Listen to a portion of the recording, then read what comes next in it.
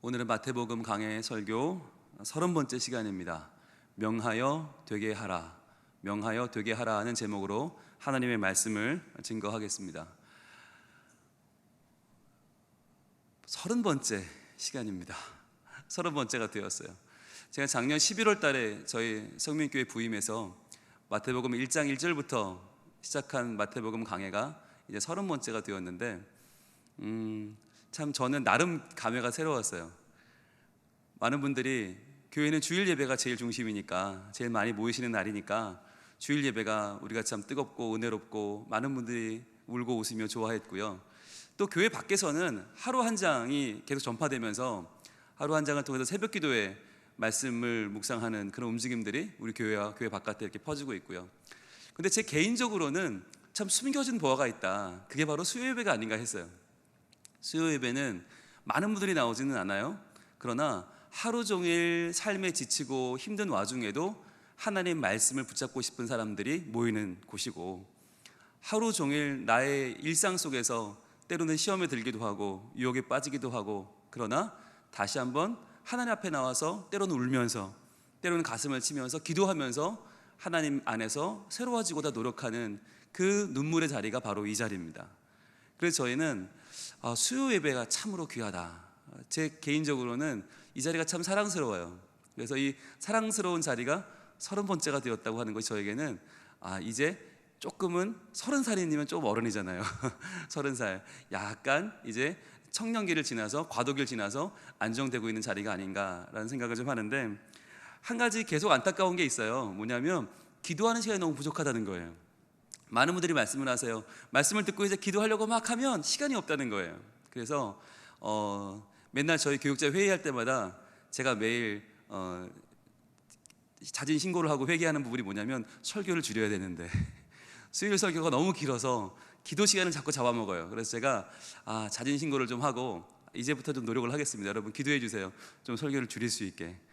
그런데 설교가 줄질 않아요. 아무리 고민을 하고 준비를 해도 하나님 말씀이 가면 갈수록 너무 풍성해져서 줄질 않아요.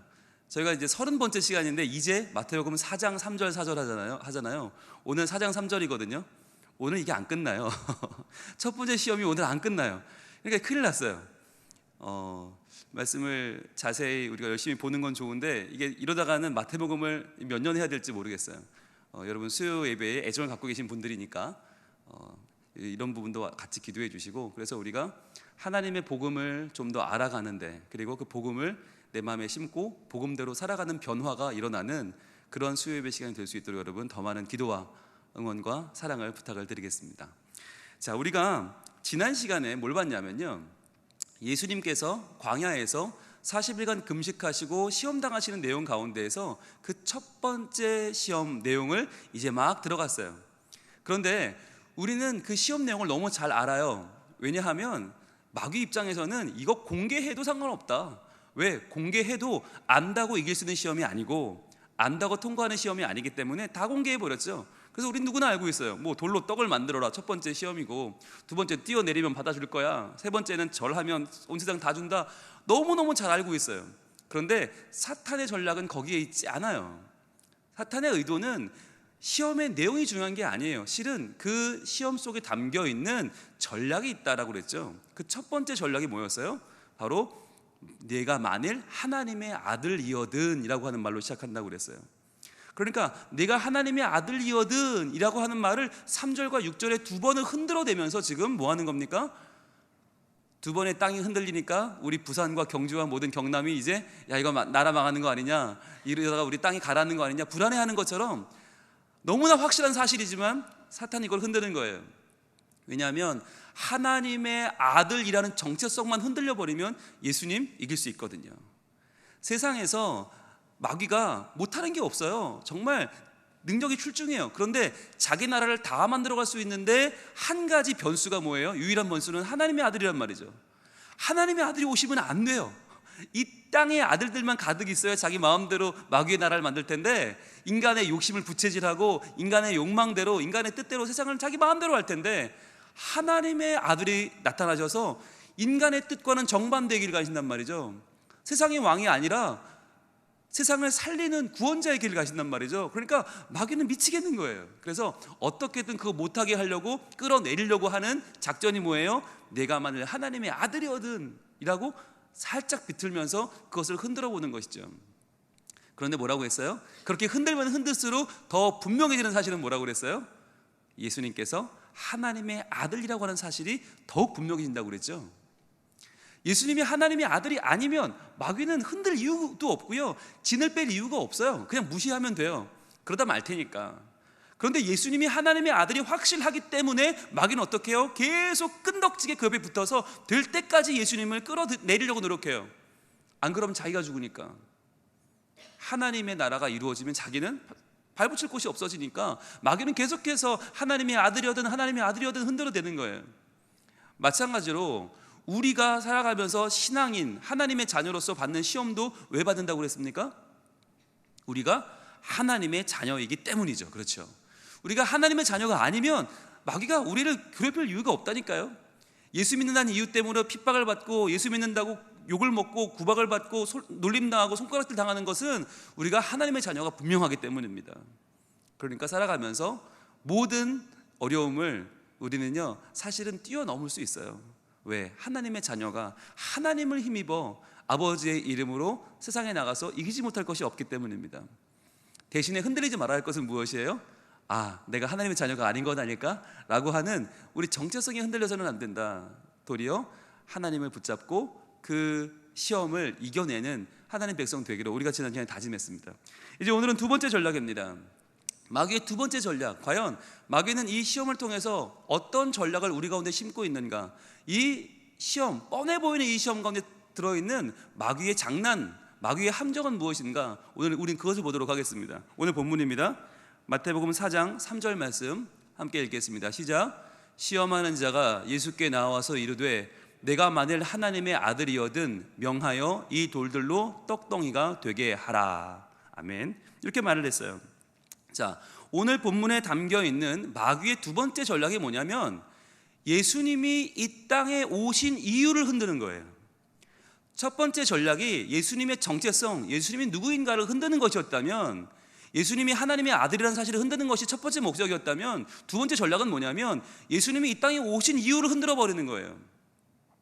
여러분, 오늘 본문을 이 마귀의 말을 잘 읽어보면 내가 만일 하나님의 아들이거든, 여기까지는 조건절이에요. 이건 주문장이 아니에요. 조건절. 만약에 네가 하나님의 아들이 맞다면 당연히 뭘 해야 돼요? 명하여 이 돌들로 떡덩이가 되게 하라라고 말하고 있어요. 그런데 이 문장이 지금 참이냐 거짓이냐, 그걸 우리가 지금 먼저 알아야 되는데, 여러분, 이 문장은 참입니까 거짓입니까? 내가 만일 하나님의 아들이라면 명하여 이 돌들로 떡덩이가 되게 해야 됩니까? 안 해도 됩니까? 이 문장은 거짓이에요. 왜냐하면 이 문장이 참이 되려면 앞에 있는 조건절이 만족할 때 뒤에 있는 주절이 반드시 만족해야 되거든요. 그러니까 예수님이 하나님의 아들이 맞다면 반드시 이 돌들로 명하여 떡덩이가 되게 해야만 하는 게 맞다면 참인데, 이 문장은 거짓이에요. 왜냐하면 지금 사탄은 예수님을 자기의 뜻대로 끌어들이고 있어요. 여러분, 오늘 본문을 보시면서 첫 번째 시험치고 너무 싱겁지 않습니까? 그렇잖아요. 아니, 하나님의 아들이 돌로 떡을 만드는 게 뭐가 문제예요? 전혀 문제가 안 돼요. 게다가 그거 뭐 애들 장난 같은 거죠. 아니, 하나님의 아들이 그걸 아니 태평양을 대서양으로 만들려고 그래야 좀 힘들지, 지구를 화성이랑 바꾸라고 그래야지. 이 정도는요, 돌로 떡덩이 만드는 건 아마 우리 1번 척추와 2번 척추로 서로 바꾸는 거 정도? 아무렇지 않을걸요? 우리 어금니와 송곳니를 바꾸는 정도? 아무것도 아니에요. 왜 이렇게 싱거운 얘기를 지금 마귀가 하고 있을까? 마치 대단한 것처럼. 그것도 첫 번째 시험이면 중요한 시험인데 말이죠. 근데 여기에 마귀가 담아놓은 아주 악한 의도가 있어요. 자, 조건절, 네가 만일 하나님의 아들이어든 어떻게 살아야 되는가? 그 주절을 읽을 때 여러분, 돌들로 떡덩이가라고 하는 우리의 눈을 빼앗는 그걸 잠깐 빼보세요. 이 돌들로 떡덩이가를 빼고 그 앞과 뒤만 한번 읽어볼게요. 주절의 앞과 뒤만. 시작. 명하여 되게 하라예요. 명하여 되게 하라. 이게 뭐냐면 사탄은 지금 말하는 거예요. 하나님의 아들은 어떤 사람이냐? 명하여 되게 하는 사람이라는 거예요. 명하여 되게 해라, 그게 하나님의 아들이야 라고 말하는 거죠. 하나님의 아들의 권세가 있잖아. 하나님의 아들의 권위가 있잖아. 하나님의 아들의 능력이 있잖아. 그렇다면 명하여 되게 해봐. 이게 마귀가 하는 시험이에요. 여러분, 명하여 되게 하는 사람이 어떤 사람입니까? 지배하는 사람이에요. 군림하는 사람이에요. 지도자, 뭔가 위에 있는 사람, 상사예요. 보스예요. 지금 마귀는 예수님에게 살짝 자기의 의도를 꼬아서 마치 돌과 떡이 중요한 것처럼 말하면서 그 밑바닥에 뭘 깔고 있나? 하나님의 아들이란 사람은 누구냐면 어때야 되냐면 명하여 이루는 사람이어야만 된다라고 하는 사실을 지금 주입하고 있는 거예요. 그러니까 예수님이 이 땅에 오신 이유가 뭐냐? 명하여 되게 하는, 세상에 군림하고 세상에 높아지고 세상 사람들 위해 뭔가 으쓱으쓱 예수님이 높임받는 자리에 올라가도록 지금 예수님을 부추기고 있는 것이에요. 여러분, 명하여 되게 하는, 얼마나 이게 멋있습니까?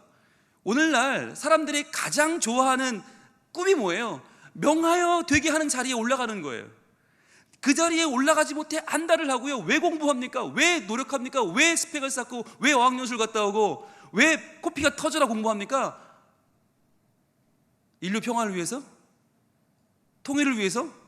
말도 안 되죠. 왜 그러는 거예요? 어떻게든 내가 높이 올라가서 내가 명령하면 되게 하는, 그걸 꿈꾸는 거잖아요.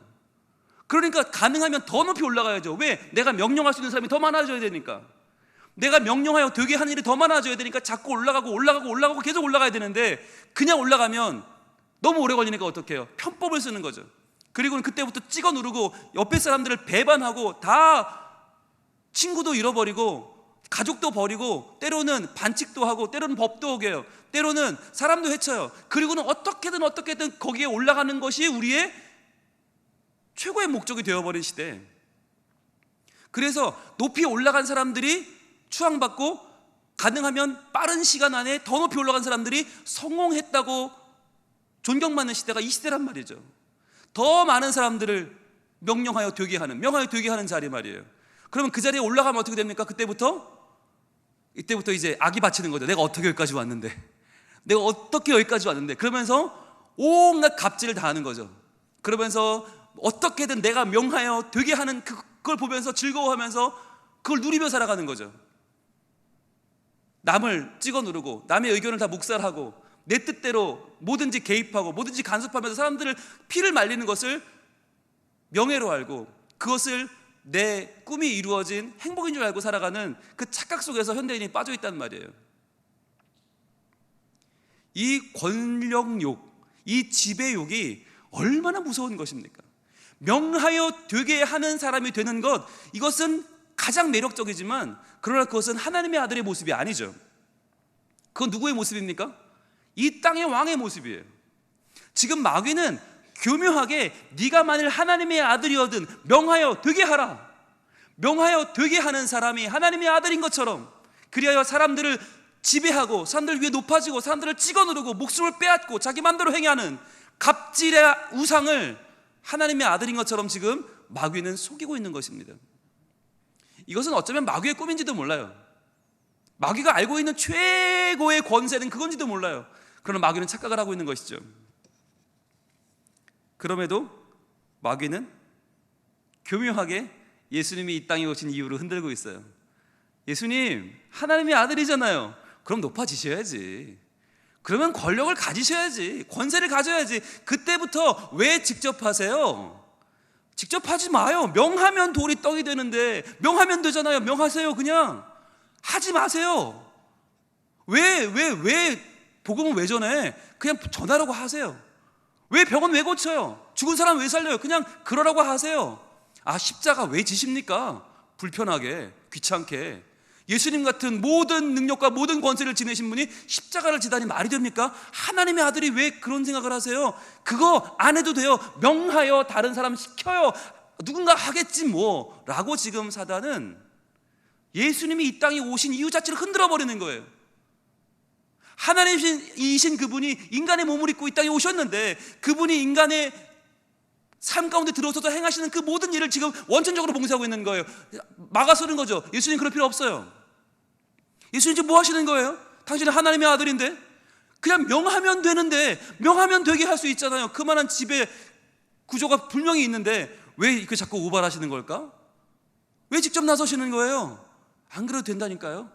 그냥 높은 곳에 그냥 계세요.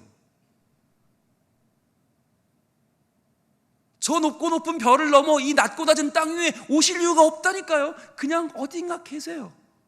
여긴 내가 알아서 할게요 라고 마귀는 예수님께 도전하고 있는 것입니다. 여러분, 이 마귀의 음성은요, 지금도 끊임없이 우리 귓가에 들려오고 있습니다. 그렇잖아요. 하나님의 자녀냐? 네가 하나님의 자녀냐? 오, 대단한데? 천지 만물을 창조하신 하나님의 권세가 너에게 있다는 거야 지금? 그럼 하나님의 이름으로 너희가 복을 받았다는 얘기야? 좋은데? 그렇다면 더 커져야지. 교회가 이 정도면 안 되지. 더 커져야지. 하나님의 교회인데 더 커져야 되지 않아? 더 힘을 얻어야지. 괴정동을 움직이는 힘이 있어야지. 아니, 사구쯤 움직여야지. 부산쯤은 움직여야지. 부산시장을 움직이는 힘이 너희 교회에 있어야지. 하나님의 아들의 교회라며? 하나님의 교회라면서 힘을 키워야지. 자꾸 부추기는 거예요. 그러면서 건물을 더 크게 짓게 만들고, 사람이 더 많아져야 한다고 사람을 끌어모으게 만들고, 머릿수와 재정으로 점점 교회를 자라가게 만들고, 그러면서 그것을 힘을 삼아서 이 지역교회 가운데서 제일 힘 있는 교회, 제일 유명한 교회, 제일 좋은 교회가 너희 교회라는 소리를 들어야 되지 않아? 라고 우리에게 계속 도전하는 거예요. 그러면서 교회 모임인 노회에서도 뭔가 노회장도 하고 힘을 쓰고 임원도 하고 뭔가 좀 이렇게 나아가야지. 그러면서 총회를 접수해버려. 교단 총회 너희가 접수해. 힘을 얻어야지. 그쯤 돼야 한국교회를 대표하는 자리에 오르지. 점점 끝을 모르는 권력욕과 지배욕을 부추기는 거예요. 여러분, 그게 세상과 뭐가 다릅니까? 우리가 접하는 신문의 기사 보시잖아요. 대학 교수가 연구는 안 하고 자기 조교한테, 자기 제자한테 연구 다 시키고 책 번역 다 시키고 힘든 거 억울한 거 다 시키고 논문 다 쓰게 하고, 그리고는 다 완성되면 자기가 모든 영광을 다 취하고 자기 이름으로 다 하고, 얘는 지워버리고 얘는 까내버리고. 그거 얼마나 많이 봤어요. 그게 말이 돼요? 명하여 되게 하는 그 대학 교수의 자리를 그 사람은 얼마나 탐냈을까요? 얼마나 꿈꿨을까요? 그리고 주변에서는 다 세상이 다 그렇지 뭐라고 말해요. 다 그런 거지 뭐. 여러분, 직장은 어떻습니까? 여러분, 직장 상사는 어떻습니까? 아랫사람을 힘들게 하고 아랫사람을 괴롭혀서 어떻게든 말을 듣게 만들어서, 말을 듣지 않고는 못 배기게 만들어서 어떻게든 자기의 말대로 순순히 따르게 만들어 놓고는 온갖 일을 다 시켜요. 그리고는 그 모든 단 것은 자기가 다 빨아먹는 거죠. 세상이 이렇단 말이죠. 그런데 지금 사단 마귀는 세상이 이렇다는 것을 은근히 바탕을 깔면서 너희 교회도 그럼 어때? 라고 말하는 거예요. 너희 교회도 하나님의 자녀인데, 하나님의 아들인데 뭐 어때? 더 많은 권세와 더 많은 능력과 더 많은 좋은 것들이 가득한 교회가 그거 좀 누리면 뭐 어때? 힘을 얻어야지. 명하면 되게 하는 그런 교회 멋지지 않아? 좀 돼봐 라고 우리를 지금 부추기고 있는 거예요. 여기서 뭐가 흔들리죠? 교회가 존재하는 이유가 흔들리는 것입니다. 교회가 왜 존재하는가? 예수님이 왜 이 땅에 오셨는가? 그것을 지금 흔들어 놓는 거예요. 인류의 구원, 십자가를 지고 인류를 구원하는 것, 죄에서 인생들을 구원하여 천국에 가게 하는 것, 아무런 관심이 없어요. 예수님 자리를 누리세요. 지위를 누리세요. 온갖 갑질의 자리에 가셔서 거기서 최고의 자리를 가지세요라고 말하는 거죠. 그러면 동시에 이 시험을 바라보는 우리 교회에게도 말하는 겁니다. 교회들이요, 높아져라. 교회들이여, 힘을 가져라. 너희 마음대로 되는 세상을 꿈꿔라. 그날이 올 때까지 너희는 계속 힘을 키워라 말하는 것이에요. 결국 교회가 이 땅에 존재하는 이유를 흔들어버리고 하나님 나라의 확장과 주의 이름의 영광을 돌리고 잃어버린 영혼을 구원하는 것이 아니라 교회가 계속해서 힘을 기르고 이름을 내세우는 데만 빠져들게끔 교회의 타락을 부추기고 있는 것이 바로 오늘의 이 사단 마귀의 유혹입니다. 여러분, 교회의 역사를 보면 이러한 사단 마귀의 속삭임은 끊임없이 계속됐습니다. 예수님께서 십자가를 지고 죽으셨다가 부활하신 후에 승천하시죠. 그러고 난 다음에 어떤 일이 벌어집니까? 제자들이 이제부터 사도라는 이름이 되어서 이제부터 복음을 증거하고 나서는데요, 목숨을 걸고 이 한 목숨 초계같이 여기면서 주의 이름을 증거하며 복음을 증거하는데, 이때부터 그 소수, 극소수의 제자들로부터 시작된 이 예수 그리스도의 이름이 점점점 퍼져나가는데요, 걷잡을 수가 없어요. 너무나 많은 사람들이 로마 황제의 핍박을 받아가면서 목숨을 잃어가면서 사자의 밥이 되고요, 온몸이 찢겨 죽고요, 십자가에 거꾸로 달려 죽으면서도 그 생명을 걸고 예수님을 증거하는 진정한 신앙 고백이 있는 참 생명의 교회가 태동하게 된 것입니다. 누구도 막을 수 없는 정말 극소수의 크리스찬들이 세계를 지배하는 로마에 영향력을 미치는 그 제국을 흔드는 놀라운 일들이, 그 열정과 그 진실함과 그 성실함과 놀라운 능력이 나타나는 교회가 존재했단 말이에요. 그런데 그 교회가 언제 꺾여요? 바로 로마에게 승인을 받고 로마의 국교가 되던 때부터 교회가 꺾이기 시작하더라는 것입니다.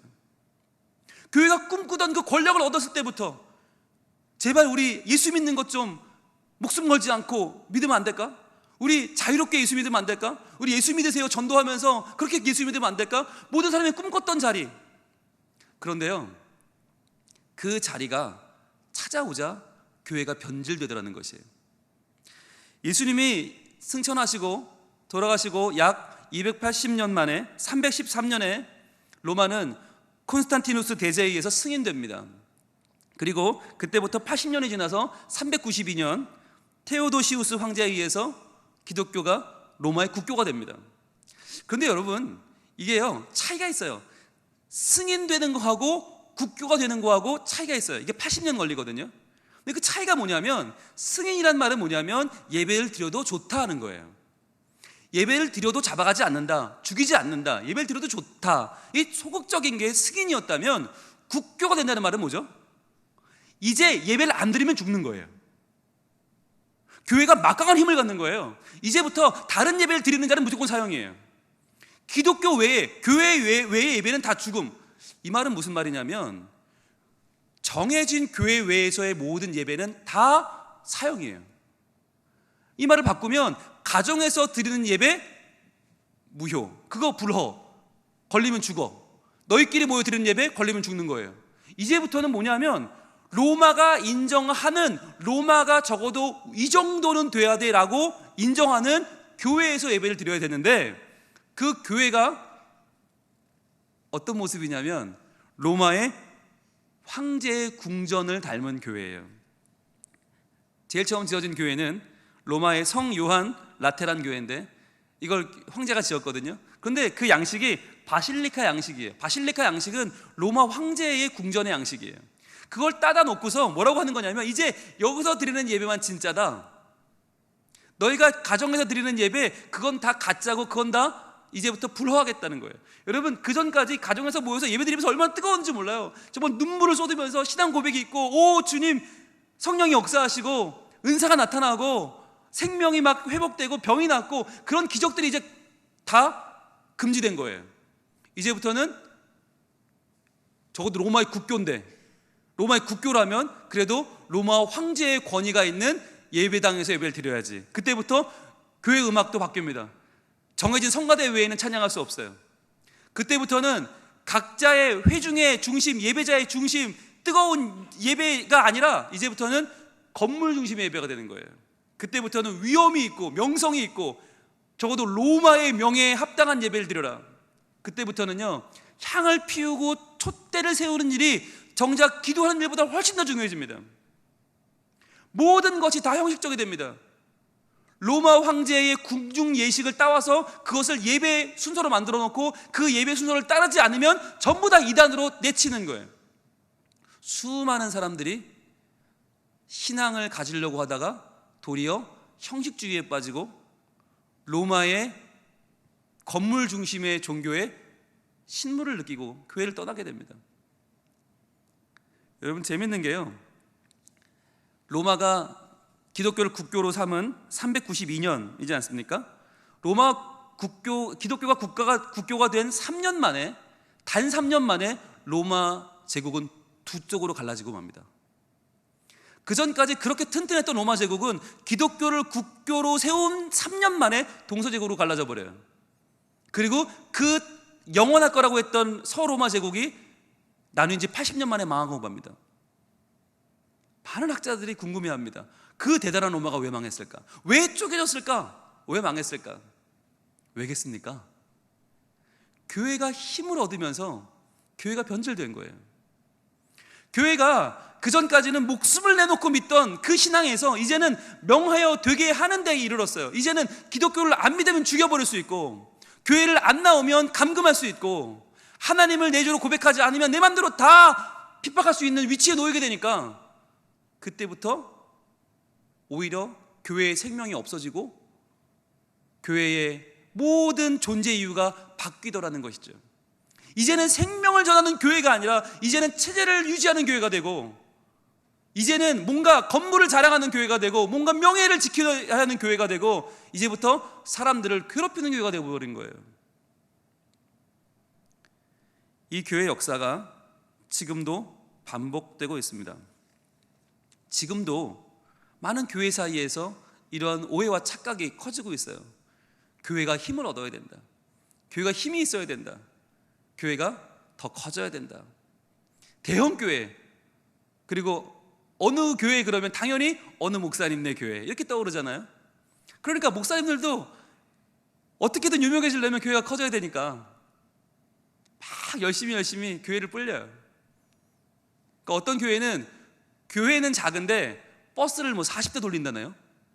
그래가지고 그 지역 사람들이 그 교회 이름 모르는 사람들이 없다는 거예요. 버스가 하도 다니니까. 되게 큰 교회인가 봐. 그리고 버스를 타고 와요. 와보면 조그만 교회야. 그런데 하도 사람들이 그렇게 버스를 타고 오니까 교회가 점점 좀 커지는 거죠. 네, 그리고는 교회 모양새에 갇혀가니까 사람들은 와, 버스도 많고 교회도 크니까 진짜 좋은 교회인가 보다 계속 몰려오는 거예요.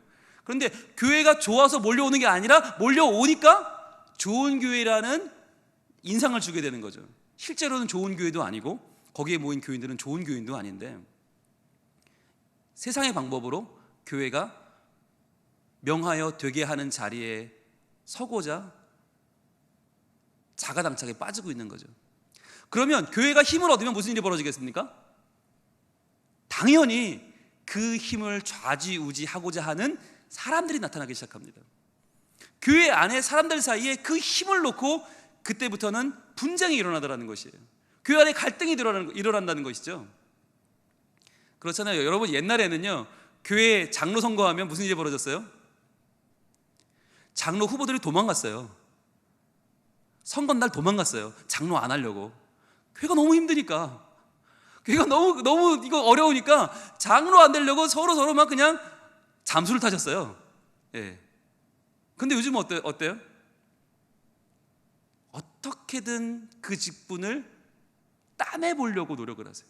얻는 것도 아니에요. 따내보려고 어떻게든 막 정말 그것 때문에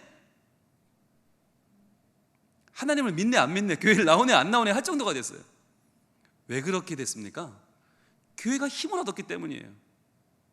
교회가 힘이 있고 교회가 돈이 있고 교회가 뭔가 내세울 만한 것들이 있어지기 시작하니까 그걸 누군가는 움직여야 되는데 그 움직이는 자리에 가고 싶은 거예요. 그러니까 명하여 되게 하는 사람이 되고자, 명하여 되게 하는 자리에 앉고자 교회 안에서도 필요 없는 문제과 필요 없는 갈등과 필요 없는 에너지가 소모되면서 교회가 애초에 교회에 된 목적을 상실하더라는 것입니다. 그렇다면 이제 여기서 한번 봅시다. 그러면 예수님은 왜 오신 거죠? 명하여 되게 하는 그 자리가 하나님의 아들의 자리가 아니라면 정말 하나님의 아들이 오신 이유는 무엇입니까? 예수님은 왜 이 땅에 오셨습니까? 명하여 되게 하는 분이 아니라면 예수님은 어떤 분입니까? 같이 볼까요? 빌립보서 2장 6절 보겠습니다. 빌립보서 2장 6절.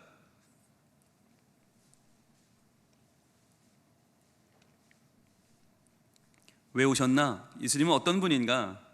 어떻게 되게 하는 분이신가? 빌립보서 2장 6절 시작. 그는 근본 하나님의 본체시나 하나님과 동등됨을 취할 것으로 여기지 아니하시고 그랬어요. 자, 그는 근본, 예수님은 누구냐? 하나님의 본체라는 거예요. 그는 하나님이에요. 하나님이에요. 여러분, 우리가 하나님의 아들이란 말을 오해하는데, 하나님의 아들이라고 그러면 아버지보다 좀 못한 사람 이렇게 이해를 해요. 아버지는 돈이 많고 아들은 좀 돈이 적고, 아버지는 힘이 많고 아들은 좀 적고, 이렇게 오해를 하거든요. 근데 여러분, 하나님은요 사람이 아니세요. 하나님의 세계에는 아들도 없고 아버지도 없어요. 그럼 왜 예수님을 아들이라고 하나? 하나님의 아들이라고 합니까? 이해할 수 있는 인간의 언어로 표현한 거예요. 하나님은 삼위일체 한 분이세요.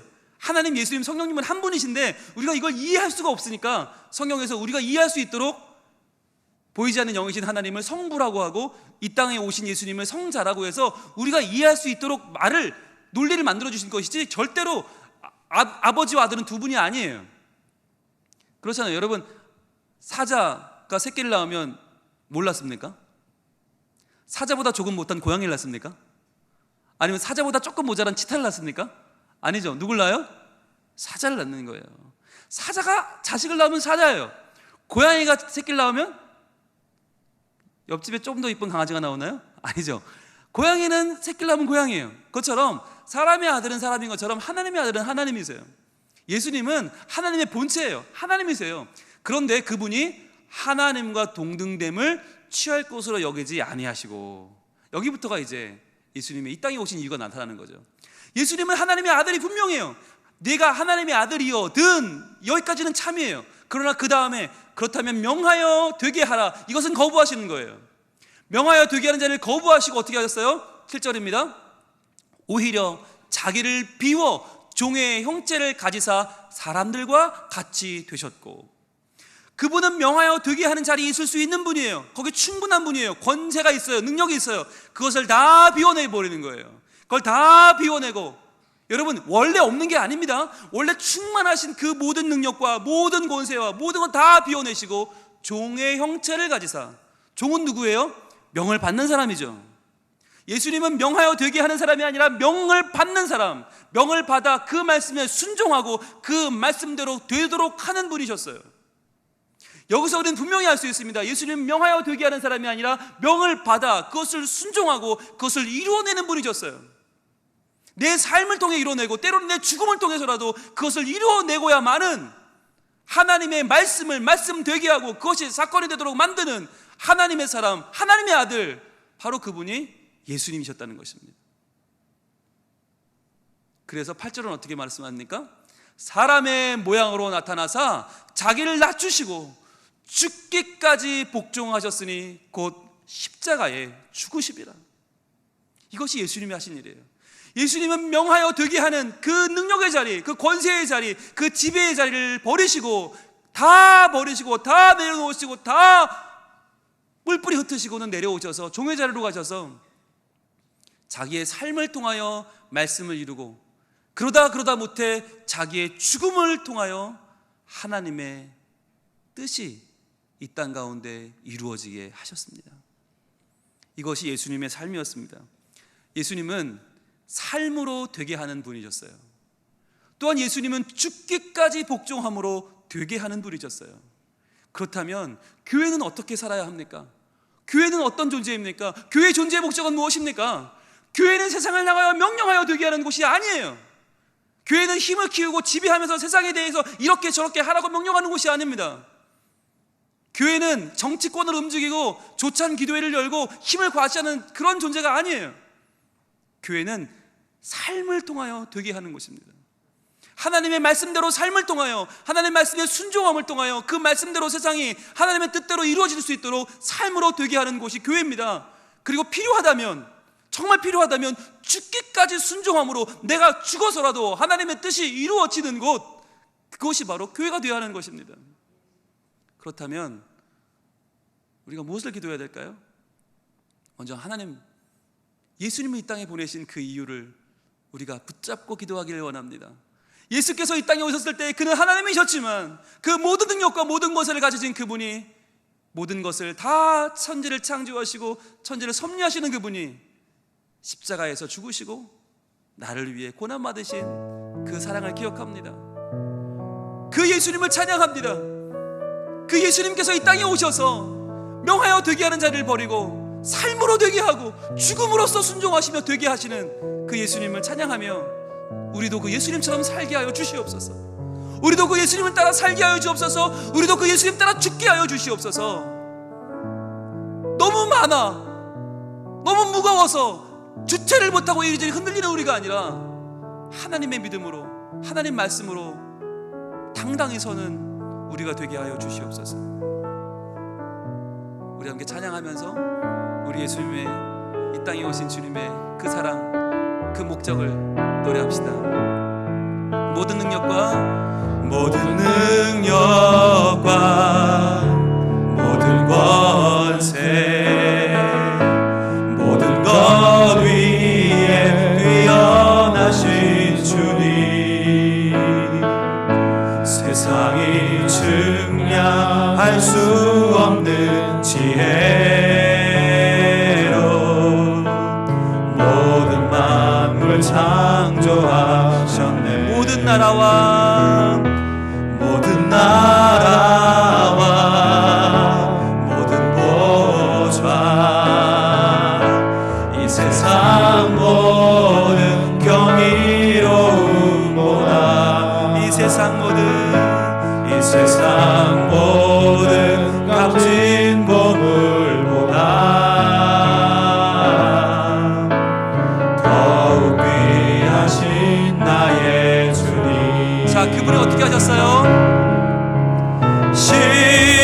십자가 고통당하사 버림받고 외면당하셨네. 짓밟힌 장미꽃처럼 누구를 위하여? 나를 위해 죽으셨네.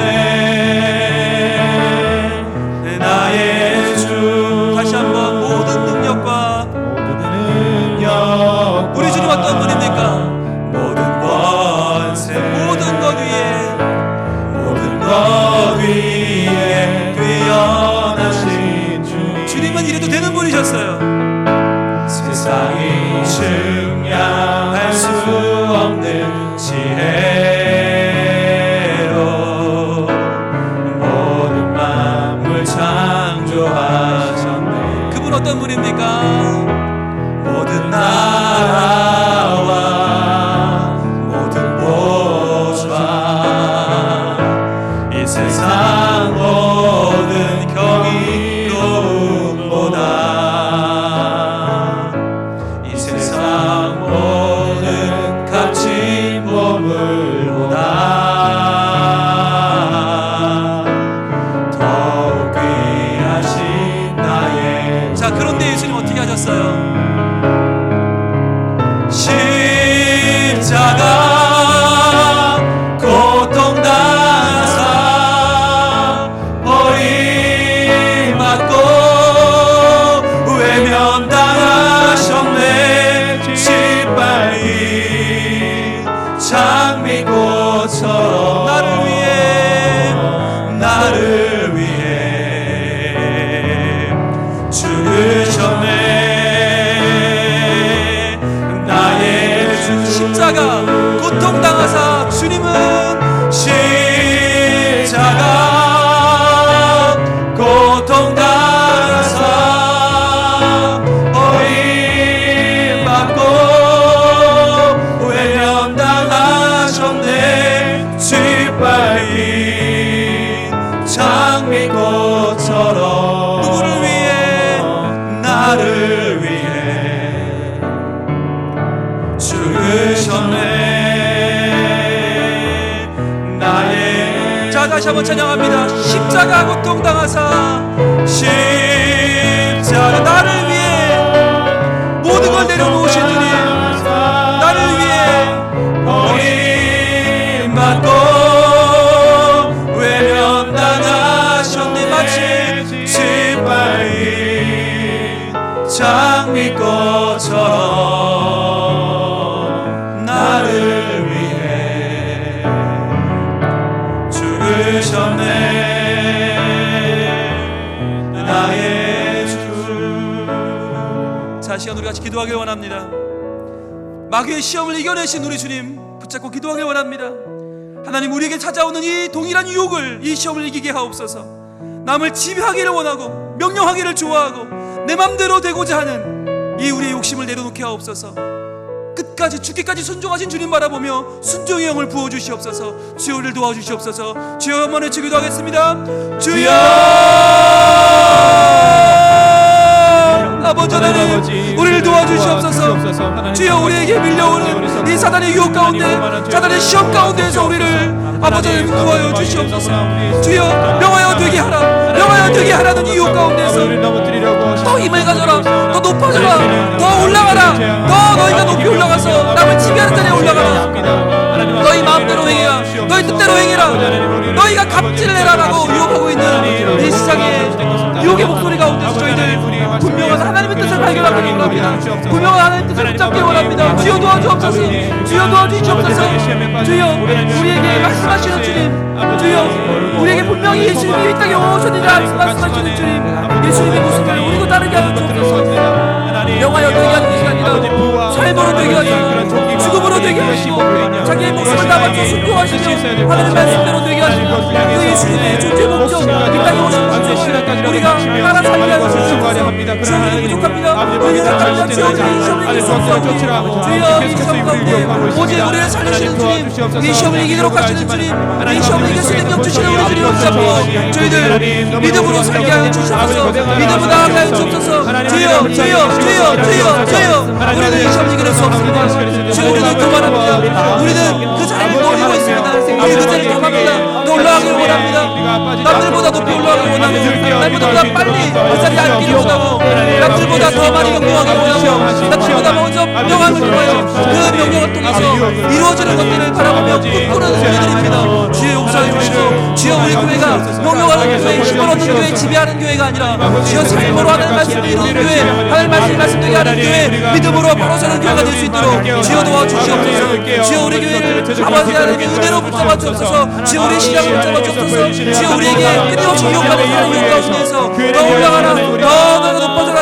이 유혹을 이겨내는 교회가 되기 원합니다. 이겨내는 저희들이 되기 원합니다. 무엇을 되기 원합니다.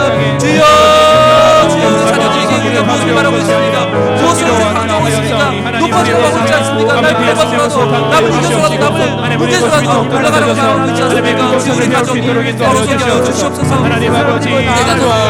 하나님을 알기에 바로 알고 하나님 믿때 바로 믿게 하여 주옵소서. 내가 하나님의 아들이어든 명하여 되게 하라는 사단의 미혹에 머무는 것이 아니라 자기 목숨을 죽기까지 헌신하시고 내어주신 하나님의 본체시나 하나님의 구원을 취하지 않은 제 예수님의 뜻을 저희들 바라보며 예수님처럼 사는 저희들이 되게 하여 주시옵소서.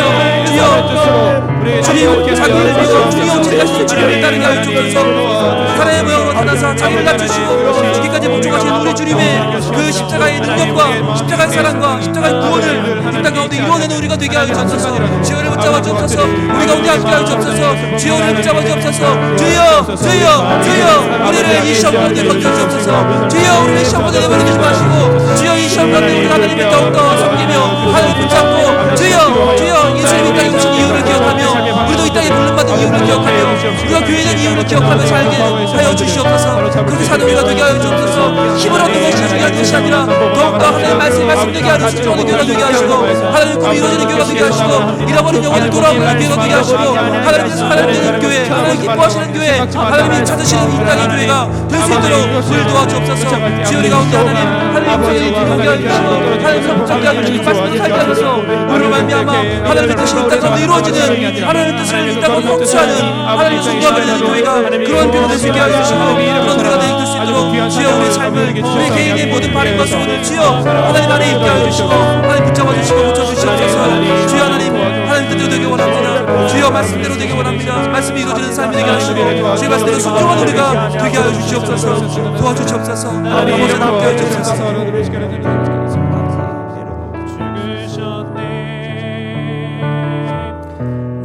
우리 같이 찬양합시다. 십자가 고통당하사 십자가 고통당하사 버림받고 외면당하셨네. 짓밟힌 장미고서 나를 위해 죽으셨네. 나의 주 하나님, 이 시간에도 우리의 귀를 마비시킬 정도로 시끄럽게 떠들고 있는 이 마귀의 유혹 가운데에서 우리를 건져 주시옵소서. 너희가 하나님의 아들이라면 명하여 되게 하라는, 더 높아지라고 하는, 더 명령하는 자리에 가라고 하는, 더 지배하고 더 명령하고 더 너희들 마음대로 세상을 흔들라고 하는 이 유혹을 이겨낼 수 있는 믿음을 주시옵소서. 그리하여 우리가 이 땅에 우리 예수님이 오신 그 이유를 분명히 알고 하나님 나라를 이 땅에 만들어가며 주의 이름을 더욱 높이며 주님의 말씀대로 이 땅 가운데 되는 하나님의 꿈을 이루게 하여 주시옵소서. 그리하여 우리 주님 명령하여 되게 하는 분이 아니라 삶으로 되게 하는 분, 때로는 죽기까지 순종함으로 죽음으로 되게 하는 예수님의 그 삶의 이유를 저희들 본받아 우리도 삶을 통하여 하나님 말씀이 사건이 되는 놀라운 복을 받는 그러한 저희들이 되게 하여 주시옵소서. 주님을 기뻐시게 하는 우리 삶이 되게 해주시고 오직 이 땅을 주님께로 인도해 가는, 잃어버린 영혼을 주님께로 인도해 가는 별처럼 빛나는 우리 한 명 한 명이 다 되게 하여 주시옵소서. 온전히 말씀을 깨닫게 하시고 그 말씀에 순종하는 저희가 되게 하셔서 우리를 통하여 하나님의 뜻이 이루어지는 저희들 모두가 되게 하여 주시옵소서. 예수님 이름으로 기도합니다. 아멘.